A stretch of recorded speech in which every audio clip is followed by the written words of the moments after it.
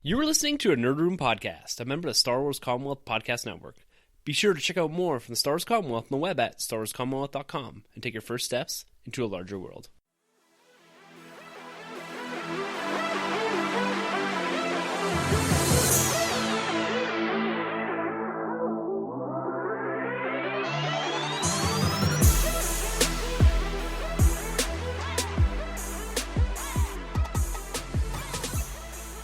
Hey everyone, and welcome to Star Wars Rebels Alert, a weekly podcast after show where we recap and discuss each and every episode of Star Wars Rebels Season 3. I'm your host, Tim. I'm Troy. We're coming off the heels of the big two-parter season opener, or mid-season opener, and we're inevitably going to see a slowdown here. Right. And probably something that's more character-focused, and that's exactly what we got in this episode. We're looking at a Zeb-focused episode, and it's finally, because we've been discussing lately about how we haven't seen much of Zeb recently. Mm-hmm.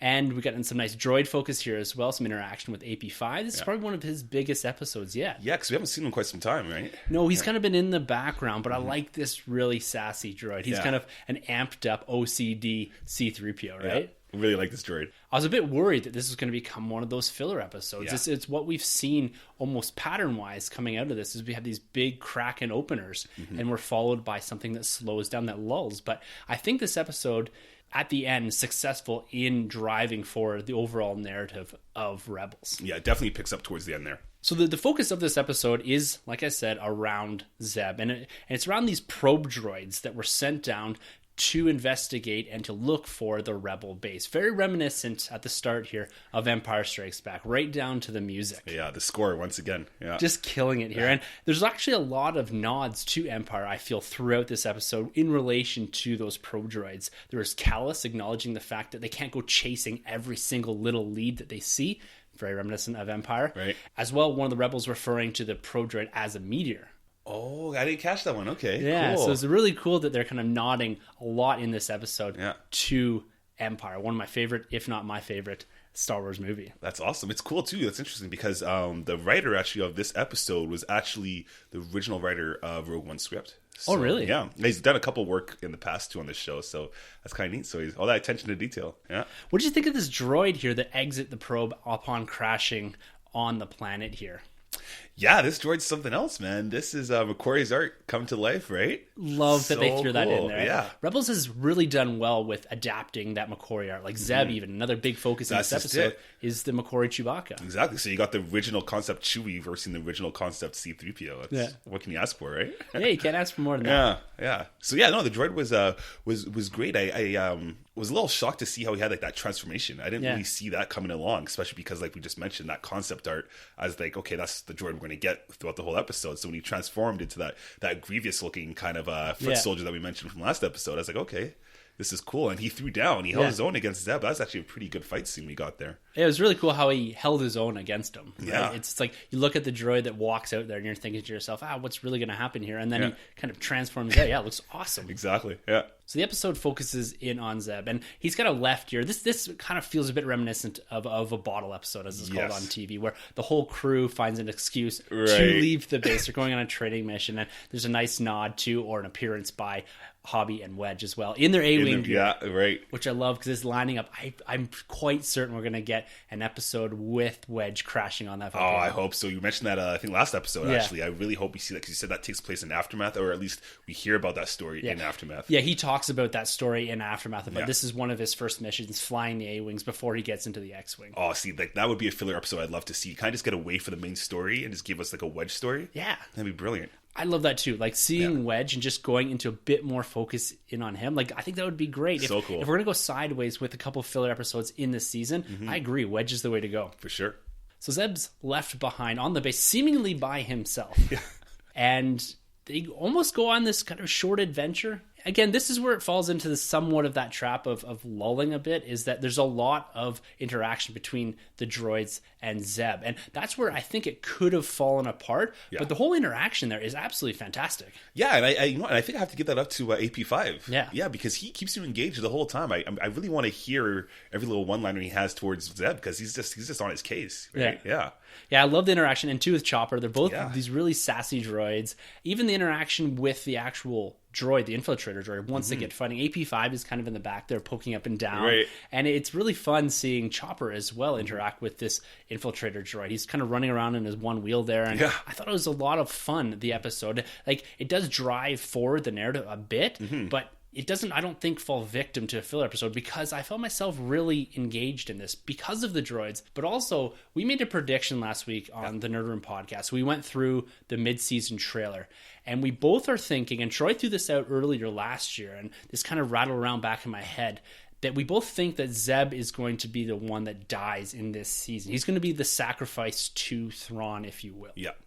And I think this episode does a really good job building up Zeb and showing that he's just not the muscle, because this is hammered into us throughout the whole episode, right? Particularly from AP5. Oh, I didn't know you could come up with a plan like that, and congratulating him towards the end of the episode about that was a really good idea, and you're just the muscle and you can't do math. These type of things, right? Kind of proving that to the audience itself, right? AP5 in the sense of like the audience speaking. Exactly. And I think it really does attach me a bit more to Zeb, because he's been in the background a lot this season. Yeah, he really has. And we've been kind of wanting that addressed a bit more, and it comes off right off the heels of us dropping this prediction, which is really nice. So I'm happy to see Zeb getting a bit more character focus here, and I think they handled it really well with the interaction with the droids. Actually, I like this episode a lot more than the last season's Zeb episode. Not necessarily the one that he had with Callus, but the one before when he's interacting with his people. Yeah. Didn't really like that episode that much, but I think they did a better job this time around handling Zeb. I think this grew him more individually as opposed to addressing more the Lasat, right? Exactly. And his race. So that was growing the background of Zeb, and this is growing the character of Zeb, which was really cool. And then speaking about Callus, we get a couple Callus instances here, and him really showing that he's committed to the rebellion. Full on board, right? Yeah. Yeah. Not only congratulating them, but also giving them the big heads up. This is the reason why the Rebel base isn't compromised in this episode. And usually with these episodes that are a bit slower, when we're looking at compromising a base or a character dying, I feel that it's more predictable. But with this episode, I was thoroughly engaged because I didn't know if the base was going to be compromised. Right. I had this sinking feeling that this was the episode where Thrawn was actually going to find out at least, and he does kind of develop into that, but I thought it was going to be narrowed a lot closer, or potentially getting that beacon and saying, look, we know where the Rebel base is. Because we know from the trailer that this is going to happen eventually. And I didn't know if they're going to go down this route this quick. But I really felt that this could have been the episode that it happened, and Zeb taking the brunt of the responsibility for this as well. And that could lead into a bit more of the development of Zeb and leading into what we think is going to be his eventual demise. Completely agree. They really let up upon that, especially you watching the last trailer too. You kind of would assume that this is going to be that episode where it does get compromised. So completely agree. And that's why I thought it was so engaging, because I didn't know. Like, I wasn't sitting there, I'm like, okay, I know it's predictably going to happen. They're going to figure out what's going on with the droid. They're going to send him back. They're going to do whatever. They're going to solve the problem together and high five at the end. And that's kind of what happened. But still, at the end of the day, Thrawn does get a bit closer to his end game, right? He narrows it down to less than 100 systems that they're looking at now for the Rebel base. Yeah, and to me, that's like the money shot there, is seeing Thrawn, gather all that information and narrow it right down to a couple of those plans. I think I can't remember the exact number he said, but he's narrowed it down quite a bit. I think it's still less than 100. Yeah, I think it's at 94 or something like that, right? Yeah, from like thousands of systems down to 94. So we're getting closer to that end game. And we're definitely going to get that. Yeah. And I think we're definitely going to end up on Dantooine or something towards the end of this season. But it's cool to see them driving that narrative forward while also addressing some of the Zeb issues. Exactly. I think Thrawn's pretty hot on Callus's tail there, too. Oh, yeah. Yeah, you get that sense. Definitely. I think, and we said this before, but I think it's going to be Callus that eventually gives away the location of the Rebel base. Like, I think it's going to be through Fulcrum, and I think that's, again, where it's going to lead to his eventual demise as well, on Callus's end. But it's going to be, I think, through that he does narrow it down. He's going to use Callus to find the location of the Rebel base.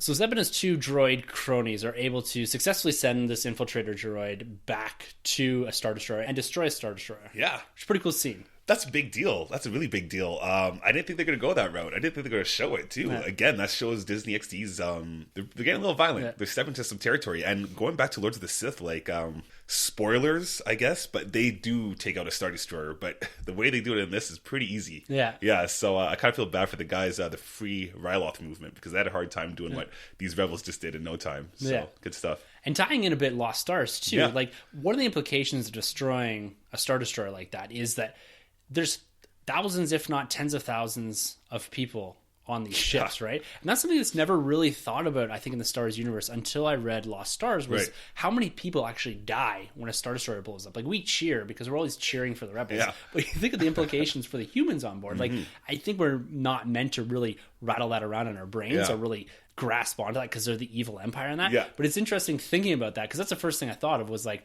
one, Callus is smiling, but what if that droid had gone to his ship? Exactly. And two, wow, there's a lot of people dying there. That's just it, because the one in Jakku that we see from Lost Stars and in Force Awakens, is that a Star Destroyer or a Super Star Destroyer? Star Destroyer. It is a Star Destroyer, yeah. So massive ship. A humongous ship. I think the Super Star Destroyers had about 100,000 plus people on them. If, you guys correct me out there if I'm wrong, but it's in that range. So I think Vader's his ship. I think his is a Super Star Destroyer. The Executor. Yeah. I think he goes through a couple, actually. It's a Devastator that we see at the end of Rogue One, the start of A New Hope, and then I think it's the Executor that is the Super Star Destroyer that we see at the start of Empire, and that's the one he gets in the end of the Darth Vader comic. Oh, okay. See, so Lords of the Sith, he has another one too, so he goes about 3. Yeah.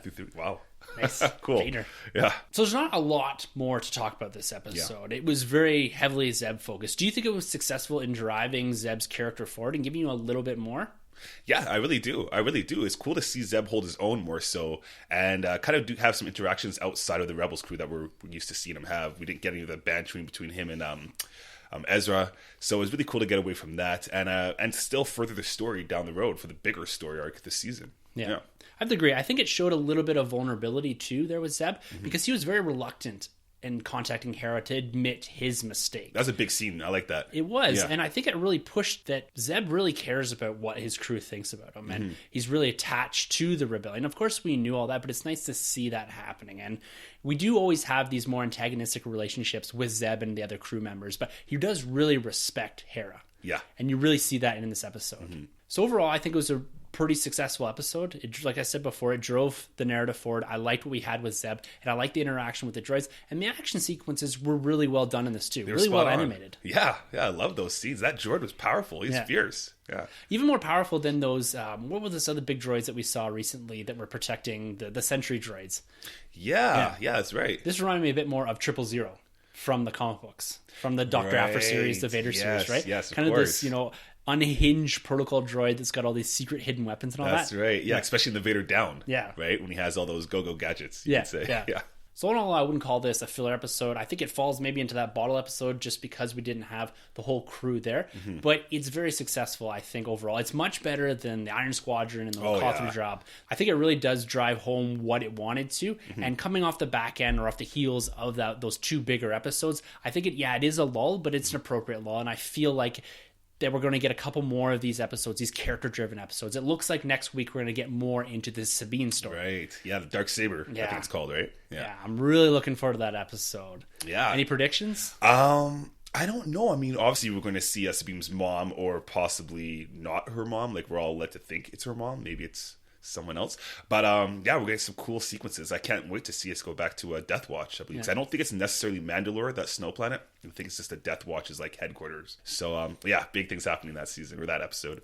I'm looking forward to getting a bit more background on the Darksaber. It looks like they're going to explore that a bit more. Explore this whole Mandalorian culture. Like, I really think that trailer they're trying to get you to look one direction and there's other things going on. Right. Like, because they're always with the trailers. They're never going to show you exactly what's happening. They're not going to lay out episode by episode exactly what's going to happen. So I'm not convinced yet that is actually Sabine's mother in that. That might be someone else. But I think they're teasing that a bit more. But I don't know. Like, some part of me feels like they're just not going to show their hand like that. Like, that's what we speculated last week on the Nerd Room, was that maybe there's something more going on with the Obi-Wan Maul thing. Like, maybe there's something more going on with the whole season, because I just don't think Star Wars, Lucasfilm, when they cut trailers, like, they're really good at it, but they're also really good at pointing you in one direction and something completely different happens. Yeah, they don't really slip up on their trailers there. So I think there's lots to explore with Mandalore, especially because not everybody, I mean, the whole audience is actually pretty unaware of like the whole Mandalore aspect. So I think there's a lot they can do even leading up to season 4, right? We can cover a lot of grounds in Mandalore. So because a lot of the old canonical material is no longer canon, right? So there's a bit of confusion there, and this is where I fall into that pot there, that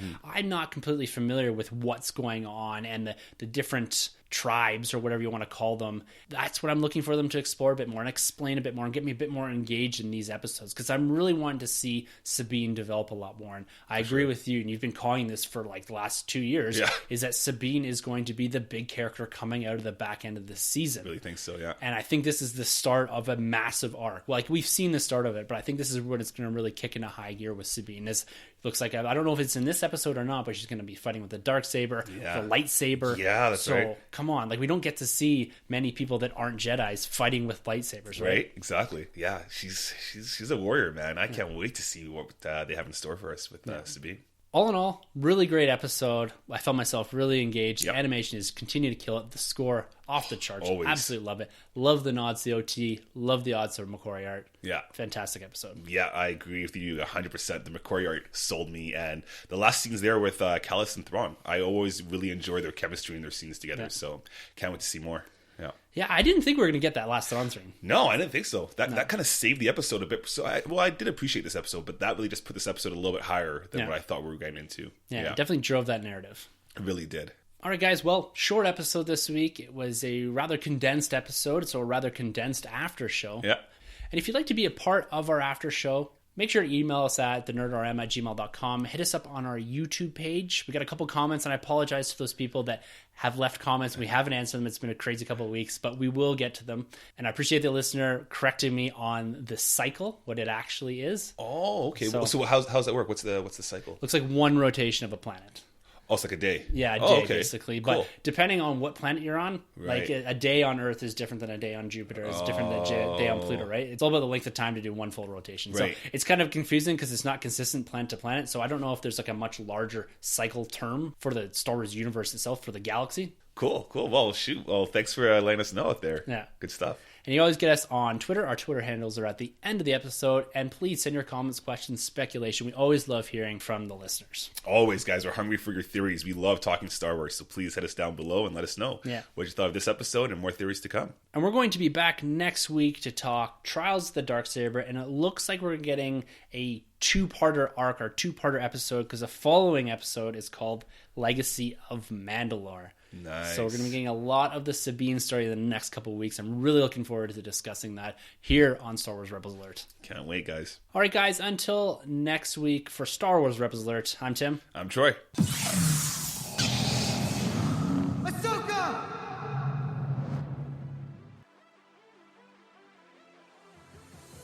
This has been a Nerd Room podcast production. You can find our hosts, Tim and Troy, on Twitter at TheNerdRM and Troy TheBoy87. Don't forget to subscribe to The Nerd Room on iTunes, Facebook, and YouTube. Just search The Nerd Room Podcast.